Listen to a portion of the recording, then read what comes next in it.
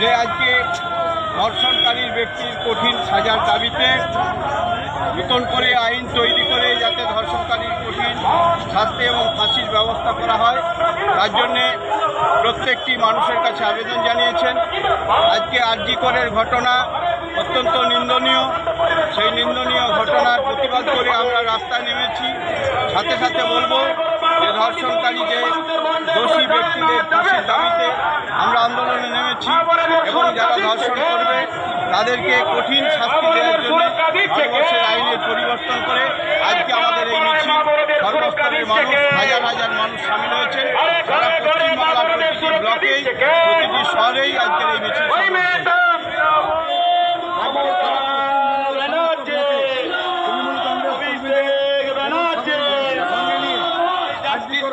সত্তর বিচারের justice for justice for justice for Arjikor justice for Arjikor justice for Arjikor বিচার চাই। justice for আমাদের দাবি যে সিবিআইয়ের নামে for Arjikor দিলে চলবে না, অবিলম্বে for Arjikor justice for Arjikor তাদের ফাঁসি দিতে হবে।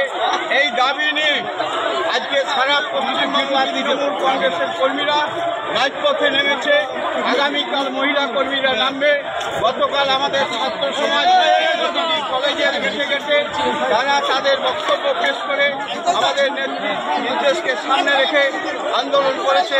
তাই আজকে হাজার হাজার মানুষ সামিল হয়েছে নেত্রীর পাশে থেকে, মুখ্যমন্ত্রী মমতা বন্দ্যোপাধ্যায়ের পাশে থেকে আমাদের দলের নির্দেশ আজকে কার্যকরী করার জন্য।